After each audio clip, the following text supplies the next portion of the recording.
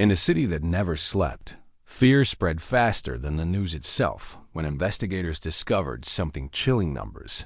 Always three of them, left behind at every murder scene. 41, 19, 73. Neatly written in the same cold, precise handwriting, as if the killer wanted to be understood yet remained just out of reach. The video opens with flashing red and blue lights reflecting on rain-soaked pavement, detectives crouching over a body, and a close-up of those numbers glowing under forensic light. A voice speaks over the tension. These numbers weren't random. They were a message. And once decoded, they wouldn't lead us forward. They would take us back. Viewers are immediately pulled into a psychological puzzle, a story where mathematics becomes a weapon and every digit is a breadcrumb left by a ghost in human form. The hook slowly tightens as we reveal that investigators spent months believing they were chasing a sequence, a countdown or a warning, never imagining the truth was far more personal and far more sinister. The intro unfolds like a slow-burn thriller, drawing the audience deeper into the world of the case. The city, once alive with noise, is now muted under a blanket of dread as news channels replay the details of each murder. People lock their doors earlier. Parents walk their children home with nervous eyes, and every newscaster asks the same question: what do these numbers mean? Detectives try to remain calm, but the pressure builds. Politicians demand answers. The media hunts for theories, and online forums explode with wild explanations. The crime scenes reveal a disturbing consistency. No fingerprints, no DNA, no forced entry, only those numbers. Almost taunting in their simplicity. Each set is different, each one more puzzling than the last. Suspicion grows that the killer is highly intelligent, possibly educated, someone who understands patterns that ordinary people do not. As fear tightens its grip on the city, investigators turn to a quiet but brilliant mathematics professor, hoping he can translate what the killer is trying to say. What no one realizes yet is that the answer will not point them to the next victim, but to the origin of everything, the killer's own past. And when the truth finally emerges, it will lead them to a place already swallowed by flames, and a murderer who has disappeared without leaving anything behind except numbers. The night the first body was found, the city felt strangely silent, as if it sensed something terrible had just begun. Detective Rafi stepped under the yellow crime scene tape, his boots splashing into shallow puddles of rainwater. The victim lay peacefully, almost eerily untouched, except for the crimson pool spreading beneath him. But what froze the detectives wasn't the body. It was the three numbers written directly beside it. 41, 19, 73. Neat, clean, perfectly spaced. The handwriting was precise, controlled, almost elegant, like someone who had practiced many times. No fingerprints, no weapon, no trace of struggle. For a moment, Rafiq wondered if the victim had written them himself, but the forensic team quickly dismissed the idea. The ink wasn't smudged, and the lines were steady, confident. Someone wrote them intentionally. Someone who wanted them to be seen. News spread fast. Reporters swarmed outside the cordoned area, shouting questions detectives had no answers for. Was it a message? A signature? A code? But to the officers working the case, it felt like a taunt, like the killer was introducing himself with a puzzle. At the station, the numbers were photographed, enlarged, analyzed under every possible filter. Nothing obvious connected them. Not a date, not a phone code, not coordinates, nothing. Yet something about their cold precision made detectives believe this wasn't random. It was the beginning of something the city had never faced before. Later that night, as Rafiq stared at the whiteboard, the numbers burned into his mind. He had no idea that within days more bodies would follow, and more numbers would appear. But something deep inside him whispered that this killer wasn't just murdering, he was communicating. And they had just answered the first page of a deadly riddle. 2 days later, Before detectives had even begun to understand the first numbers, another body surfaced. A young woman this time, found in an alleyway behind a bakery. Same neat handwriting, same perfect spacing. But this time, the numbers read 12, 488. Any hope of coincidence vanished. Detectives scrambled to analyze both sets of numbers side by side, desperately searching for a pattern, anything that would help them predict where the killer might strike next. They plugged them into maps, ran them through databases, checked birth dates, death dates, bus routes, crime statistics. Nothing matched. The numbers refused to reveal themselves. The city's mathematicians were consulted. Some insisted they could be part of a countdown. Others argued they were prime numbers. And a few suggested they were part of some obscure cipher. But each expert left more confused than the last. Online theories exploded. Some believed the killer was targeting people whose birth dates matched the numbers. Others thought it was GPS coordinates. Still, others believed the numbers were Bible verses. But detectives quickly found that none of these theories held. The killer was playing a game, but the rules weren't clear. Frustration spread throughout the team. Detective Rafi, exhausted and haunted by images of the first two victims, stayed late every night, scribbling possibilities onto a growing whiteboard filled with formulas, sketches, and lines. But the numbers never lined up. Then, the third victim appeared. This time, the numbers read 90, 14, 32. 3 murders. 3 different sets of numbers. No overlap, no repetition, no obvious connection between the victims. It was as if the killer wanted the police to drown in possibilities, to chase shadows while he moved freely in the dark. By the time the third murder hit the news, panic began to take hold. Streets emptied earlier than usual, cafes closed before sunset, and parents refused to let their children walk home alone. Rumors filled every corner shop, every bus stop, every tea stall. People whispered that the killer was selecting victims at random. Others insisted he was following a list. Some believed the numbers were warnings of future tragedies. The mayor held an emergency press conference, promising increased patrols and rapid steps to catch the perpetrator. But the public wasn't convinced. Fear had already seeped deep into their bones. Television channels ran hour-by-hour updates, replaying grainy footage of police tape and flashing lights. Online forums turned into battlefields of conspiracy theories. Amateur codebreakers posted their interpretations. Some argued the numbers were astronomical coordinates, pointing towards specific stars. Others claimed the killer was referencing sports statistics or chemical elements. The chaos of interpretations only made the mystery more terrifying. Businesses suffered. Tourism plummeted.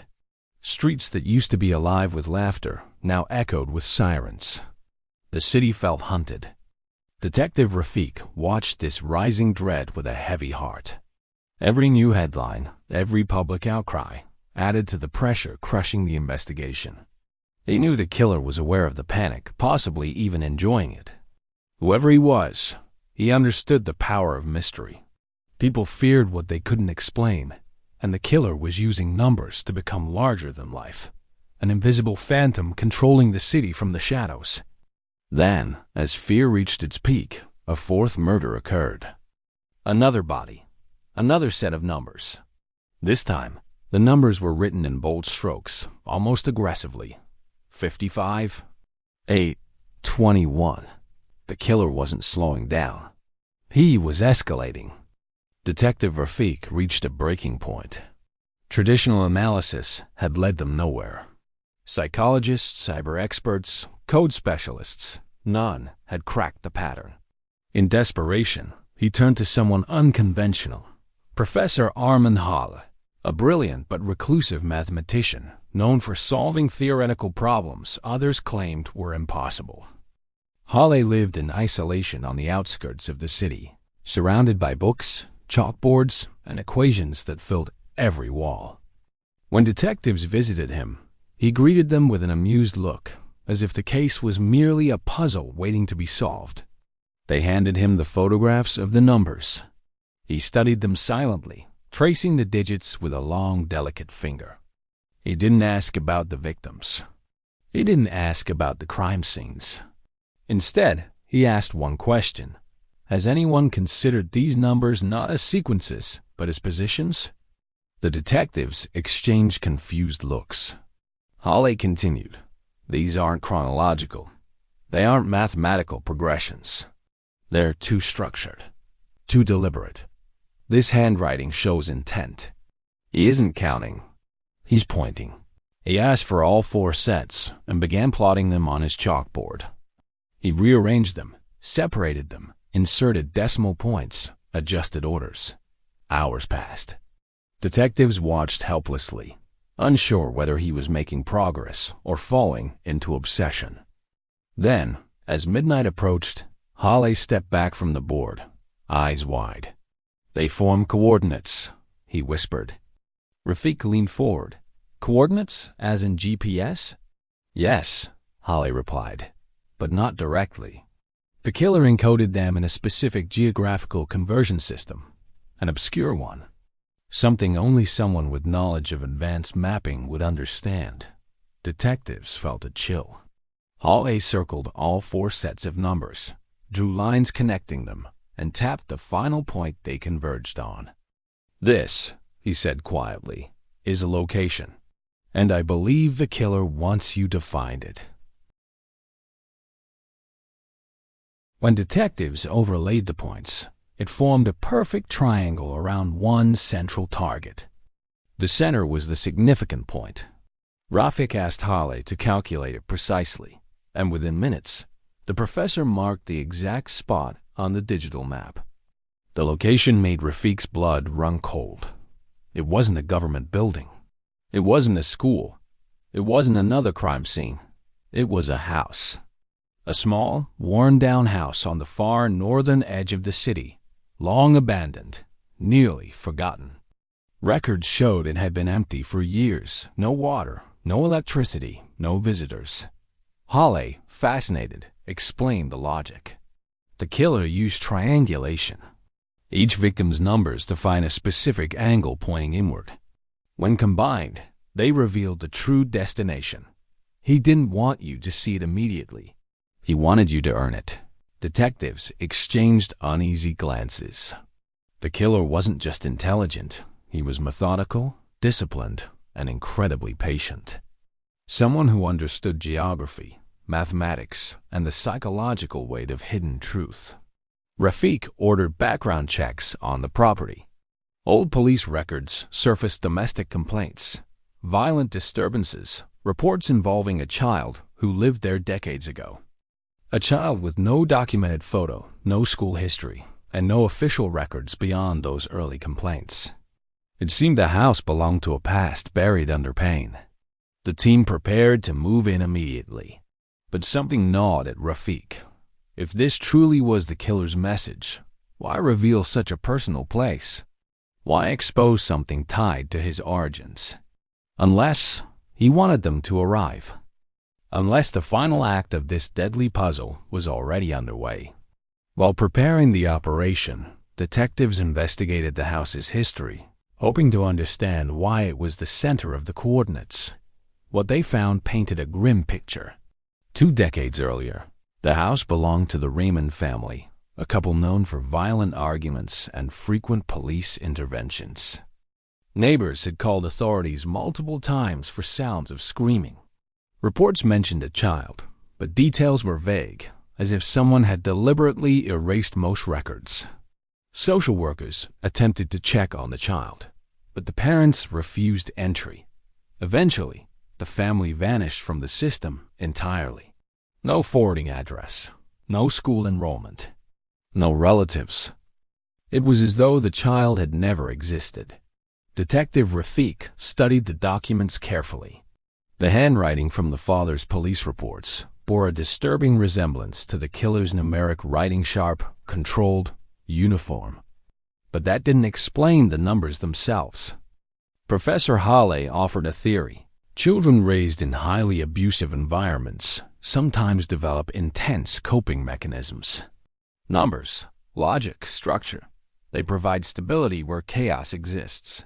Perhaps the killer grew up here, and the house is both his origin and his trauma. Rafiq felt uneasy. This wasn't just a criminal investigation anymore. This was a descent into someone's broken psyche. Every murder, every number, was a breadcrumb leading back to a childhood scarred by violence. One detail haunted them most. A report filed 22 years ago mentioned the child suffering extreme emotional withdrawal, rarely speaking, instead scribbling numbers on walls, notebooks, and furniture. Pages full of cryptic numeric patterns were found in his room, but no one had kept them. Those numbers could have been the prototypes for the messages left at the crime scenes.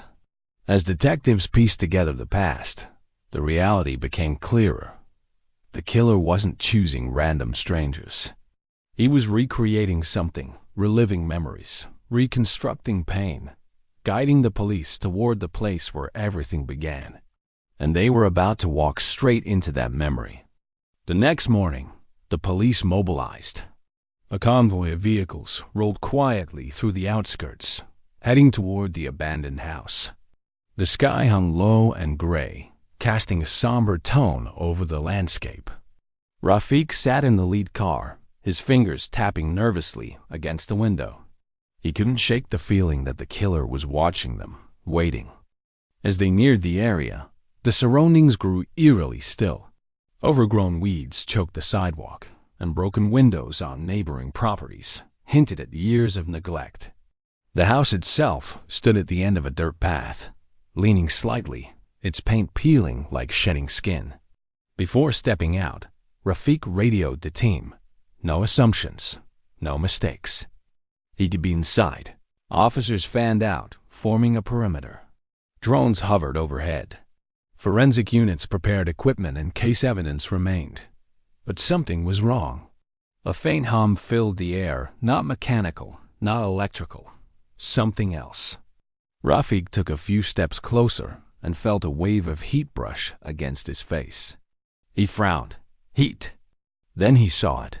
A thin trail of smoke rising from behind the house. Time slowed. He shouted, "Fire! Get the extinguishers! Move!" Officers sprinted toward the backyard. Flames flickered through cracked windows, growing rapidly. It wasn't an old fire. This blaze had started minutes ago, maybe seconds.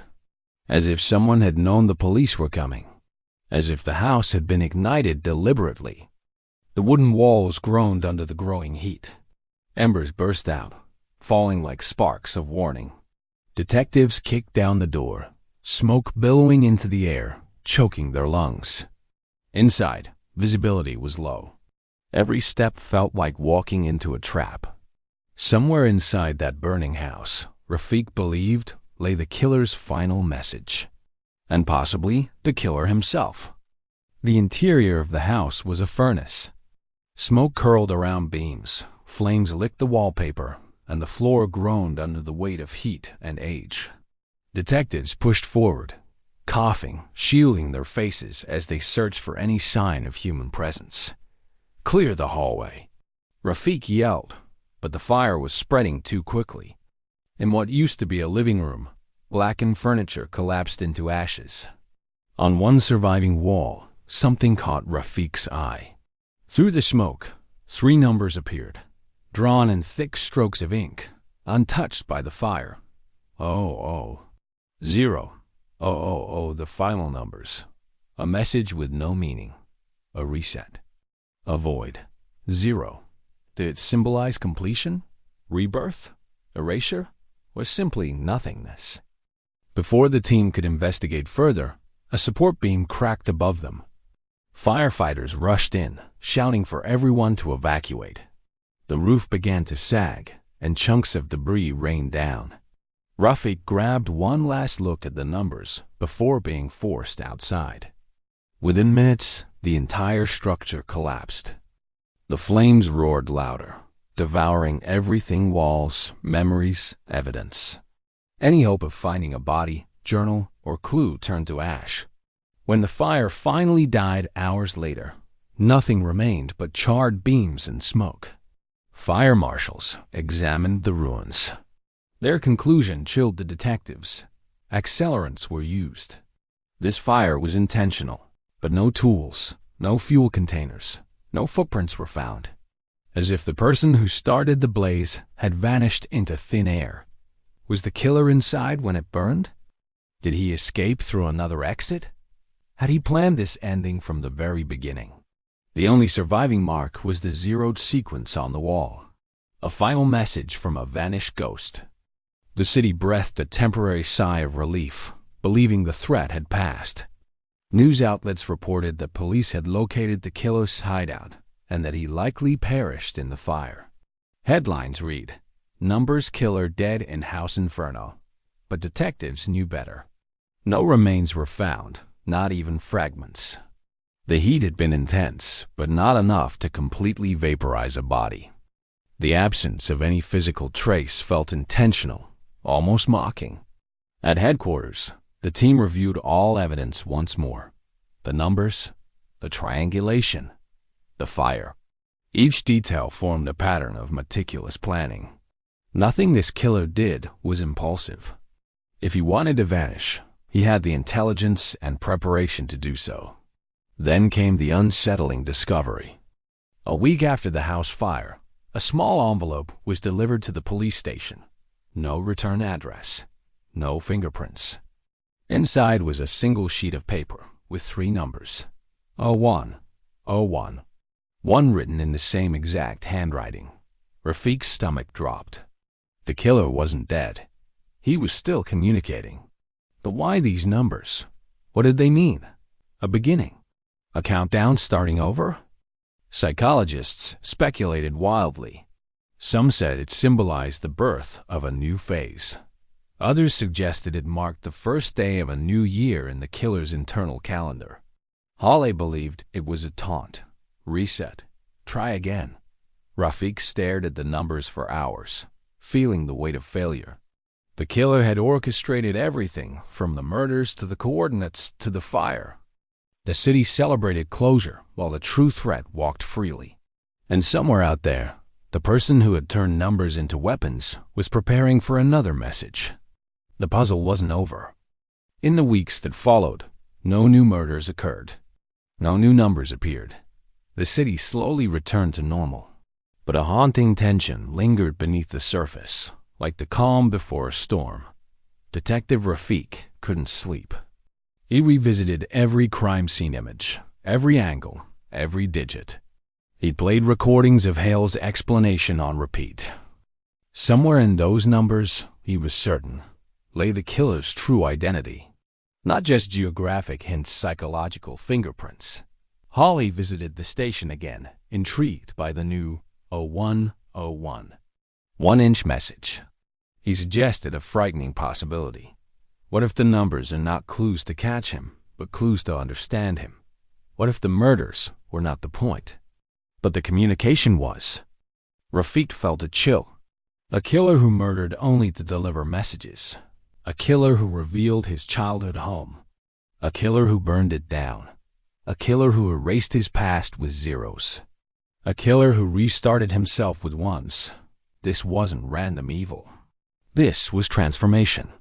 Psychologists theorized that the killer might be waiting for something, an anniversary, a symbolic date, a trigger event.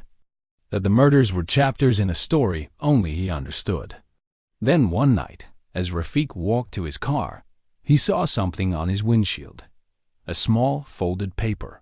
His heart pounded as he opened it. Inside, 3 numbers stared back at him. 02. 1407, a brand new sequence. No explanation, no victim, no crime scene. Just the numbers, delivered directly to him. The killer had broken his silence. The game had resumed. And as Rafiq looked around the empty parking lot, a cold realization washed over him. The killer wasn't just communicating anymore. He was watching. The city slowly returned to its old rhythm traffic humming, people crowding bus stops, laughter rising from street corners. But beneath that fragile normalcy lived a quiet, unspoken dread. Everyone wanted to believe the nightmare was over, that the killer had vanished into the smoke of the burning house, and the terror he caused would fade like a bad dream. But some fears don't disappear. They settle in the corners of the mind, waiting. Detective Rafi, despite the case being officially marked as inactive, couldn't escape the weight of the numbers. They followed him everywhere in the patterns of streetlights, the digits on license plates, the timestamps on his phone. Logic told him the killer was gone, but instinct whispered something different. A man who communicated through numbers didn't stop until his message was complete. Months passed. Seasons changed. But the memory of the house, the fire, and the cold precision of those digits lingered, haunting him like the echo of an unfinished equation. He replayed every clue, every misstep, every moment they were inches from catching the shadow they had chased for so long. Yet the answer remained painfully incomplete.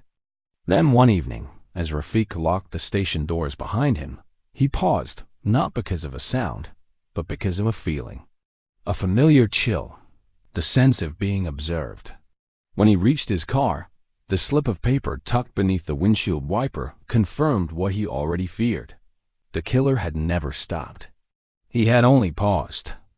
And as Rafi stared at the newly written numbers, silent, deliberate, calculated, he felt the truth settle like ice in his chest. The story wasn't over. The puzzle wasn't solved. And somewhere in the vast maze of the city, the person who turned numbers into murder was beginning again, patiently writing the next sequence. The final line fades with one unsettling certainty. Some killers leave bodies. This one leaves messages. And he isn't finished.